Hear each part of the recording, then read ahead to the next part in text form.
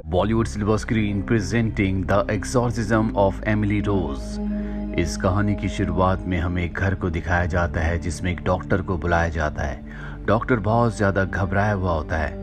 दरअसल इस घर में एक लड़की की मृत्यु हो चुकी है जिसका नाम एमिली रोज है, और जब डॉक्टर उसकी बॉडी को चेक करता है तो वो उसकी फैमिली को बताता है कि उसकी मृत्यु नेचुरल तरीके से नहीं हुई, बल्कि एक्सॉर्सिज्म के चलते जो गलतियां हुई थी उस वजह से एमिली रोज की मृत्यु हुई है। डॉक्टर के बयान के बाद यहाँ पर जो पुलिस होती है उस फादर को गिरफ्तार कर लेती है जिसने एक्सॉर्सिज्म किया था, क्योंकि अब पुलिस का और सबका यही मानना है कि उसके एक्सॉर्सिज्म की वजह से एमिली रोज की मृत्यु हुई है। हर तरफ यही खबर फैल जाती है कि चर्च के फादर ने उस वक्त जब एमिली रोज को मेडिकल ट्रीटमेंट की जरूरत थी उसके ऊपर तंत्र मंत्र किए गए जिस वजह से उसकी मृत्यु हो गई। वहीं हमें कुछ लॉयर्स को दिखाया जाता है जिसमें से एक लॉयर का नाम ईथन थॉमस होता है, और इसे अब फादर के खिलाफ केस लड़ना है ताकि ये फादर को सख्त से सख्त सजा दिला सके।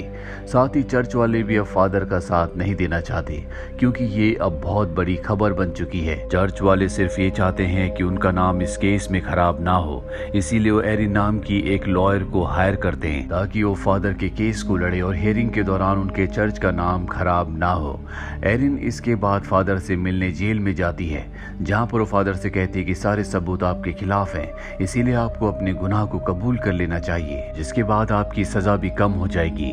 फादर यहाँ पर समझ जाते हैं कि चर्च वाले उसका साथ नहीं देना चाहते, इसीलिए वो एरिन से कहते कि तुम यहाँ से जा सकती हो, मुझे तुम्हारी जरूरत नहीं है, मेरे लिए एक सरकारी वकील ही सही रहेगा। और एरिन किसी भी कीमत पर इस केस को लड़ना चाहती है क्योंकि उसके लिए भी ये एक बहुत बड़ा केस है, इसीलिए फादर को मना लेती है। फादर कहते हैं कि मैं सजा से नहीं डरता, चाहे मुझे कुछ भी सजा हो जाए, मुझे उसकी कोई परवाह नहीं है, लेकिन मैं किसी भी कीमत पर एमिली रोज की जो सच्ची कहानी है उसे पूरी दुनिया के सामने लाना चाहता हूँ। एरिन फादर की बात मान जाती है और वहां से सीधा वो एमिली के घर जाती है जहाँ पर वो एमिली की मॉम से मिलती है। एमिली की मॉम एरिन को बताती है कि मेरी बेटी बहुत ही शांत थी, वो हमेशा दूसरों से अच्छे से बात किया करती थी, पर जब वो अपने हॉस्टल में थी तो पहली बार उसे शैतानी ताकतों ने अपने कब्जे में किया, पहली बार शैतानी ताकतें उसके ऊपर हावी हुई।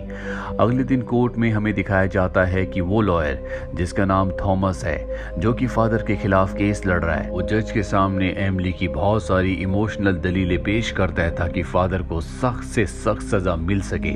इसके बाद वो गवाह के लिए एक डॉक्टर को बुलाता है। ये वो डॉक्टर होती है जो बचपन से एमिली का ध्यान रखती थी, उसका ट्रीटमेंट करती थी, और वो डॉक्टर बताती है कि एमिली एक कमजोर लड़की थी, उसकी तबीयत अक्सर खराब रहती थी, और जिस रात को उसने पहली बार हॉस्टल में उन शैतानी ताकतों को महसूस किया था जो उसके ऊपर हावी हो रही थी, उस रात को उसने मुझे कॉल भी किया था और सब कुछ बताया था। और इसके बाद हमें पास्ट का यानी कि हॉस्टल का वो सीन दिखाया जाता है जहाँ पर एमिली अपने बेड पर होती है। रात को 3 बजे अचानक से उसकी नींद खुल जाती है, उसे बाहर से कुछ जलने की बदबू आ रही होती है, पर जब वो कॉरिडोर में जाकर देखती है तो वहाँ पर उसे कुछ भी नहीं दिखता। इसके बाद वो अपने बेड पर आकर लेट जाती है और तभी उसका पेन स्टैंड नीचे गिर जाता है, कोई उसकी चादर भी खींचता है, जिसके बाद शैतान उसके ऊपर हावी होने की कोशिश करता है, वो उसके साथ जबरदस्ती करना चाहता है, लेकिन एमिली हिम्मत नहीं हारती, वो उससे फाइट करती है और अपने आप को बचा लेती है। कहानी वापस प्रेजेंट में यानी कि कोर्ट में आती है जहां पर थॉमस इस गवाही को सुनने के बाद यहाँ पर कुछ और डॉक्टर्स को बुलाता है और उनकी गवाही से वो ये साबित कर देता है कि उसके ऊपर किसी शैतानी ताकत ने हमला नहीं किया था, बल्कि उसे फिट्स आए थे, यानी कि वो मिर्गी का एक दौरा था। और ऐसा एमिली के साथ एक बार नहीं बल्कि कई बार हुआ, जिस वजह से उसके दिमाग पर असर होने लगा, उसे विजन्स आने लगे क्योंकि उसे सही ट्रीटमेंट नहीं मिल रहा था। उसके ऊपर कभी किसी शैतान ने हावी होने की कोशिश नहीं की। अगले दिन एरिन एमिली के एक दोस्त के पास जाती है। एमिली का वो दोस्त उसी के साथ पढ़ा करता था और वो एरिन को बताता है कि एक दिन एमिली को हर किसी के अंदर शैतान दिखने लगा, जो देखकर एमिली बहुत ज्यादा डर गई थी, इसीलिए वो सीधा चर्च गई। और जब मैं चर्च पहुंचा तो मैंने देखा कि एमिली जीसस की मूर्ति के सामने खड़ी है। उसने अपना हाथ मूर्ति की तरफ बढ़ाया ताकि वो शैतान से छुटकारा पा सके, उसे शैतान ना दिखे, उसके अंदर पवित्र शक्तियां आए। लेकिन तभी उसकी बॉडी अपने आप ही पीछे मुड़ने लगी, जैसे कोई अनजान शक्ति उसे जीसस की मूर्ति को छूने से रोक रही हो। मैं कभी भी ईश्वर में बहुत बहुत ज़्यादा विश्वास नहीं करता था, लेकिन उसके बाद मेरी भी ईश्वर में बहुत ज़्यादा आस्था बढ़ गई, क्योंकि मुझे यकीन हो गया कि इस दुनिया में अगर शैतान है तो इस दुनिया में ईश्वर भी है। हालांकि ईरिन खुद भी ईश्वर में बहुत ज़्यादा विश्वास नहीं रखती। अब जब ईरिन रात को सो रही होती है तो तभी 3 बजे अचानक उसकी नींद खुल जाती है। उसे भी एमिली की तरह जलने की बदबू आती है। वो किचन में जाकर देखती है तो वहाँ पर कुछ भी नहीं चल रहा होता। उसे वहाँ पर किसी के होने का एहसास होता है, पर अब क्योंकि वो खुद भी एक नास्तिक है, वो किसी दैविक शक्ति पर या किसी भूत प्रेत पर विश्वास नहीं करती। लेकिन यहाँ पर ईरिन को एक बात समझ में आ जाती है कि ये केस उतना आसान और उतना सुलझा हुआ नहीं है जितना उसे शुरू में लग रहा था। अब उसे फादर की बातों में भी सच्चाई का एहसास हो रहा होता है, हालांकि वो इस बात को किसी को नहीं बताती। अगले दिन हमें कोर्ट में दिखाया जाता है, जहाँ पर थॉमस, जो कि फादर के खिलाफ केस लड़ रहा है, वो कोर्ट में एमिली के न्यूरोलॉजिस्ट को बुलाता है जो एमिली का इलाज कर रहा था, और वो जज के सामने बताता है कि मैंने जो उसे दवाइयाँ दी थी वो उसके लिए काफ़ी थी, उससे वो आराम से ठीक हो सकती थी, लेकिन उसकी दवाइयाँ बंद कर दी गई, जिस वजह से उसकी मृत्यु हो गई।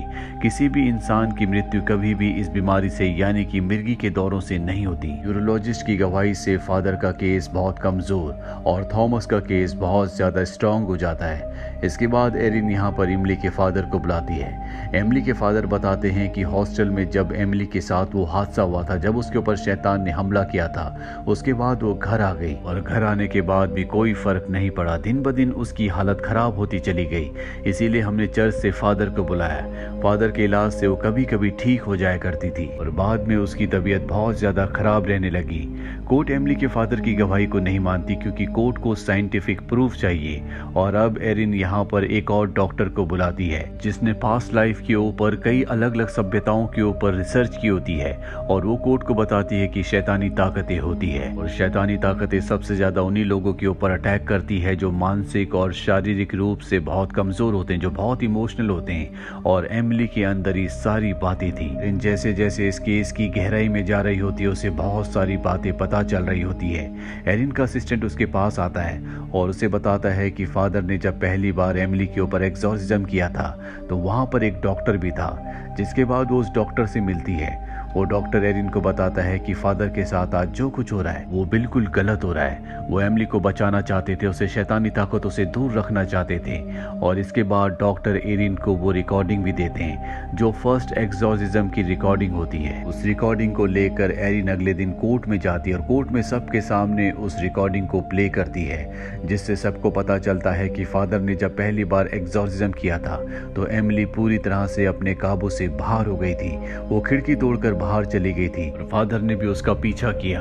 वो उस जगह जाकर छुप गई थी जहां पर जानवरों को रखा जाता है। फादर ने वहां पर भी अपने एक्सॉर्सिज्म को कंटिन्यू रखा और वहां पर उन्हें पहली बार पता चला कि एमिली के अंदर एक नहीं बल्कि 6 शैतानी ताकतें हैं। इन सब ने उसे अपने काबू में रखा हुआ है। आज यहाँ पर उस डॉक्टर को भी आना था जिसने एरिन को ये टेप दिया था। दरअसल अब तक वो इस केस से इसीलिए दूर था क्योंकि उस दिन वो 6 शैतानों की ताकतों से डर गया था, पर अब वो फादर को बचाने के लिए गवाही देने के लिए तैयार हो गया था। लेकिन आज वो कोर्ट में पहुंचा ही नहीं, इसीलिए एरिन उसके घर जाती है जहां वो डॉक्टर से मिलती है।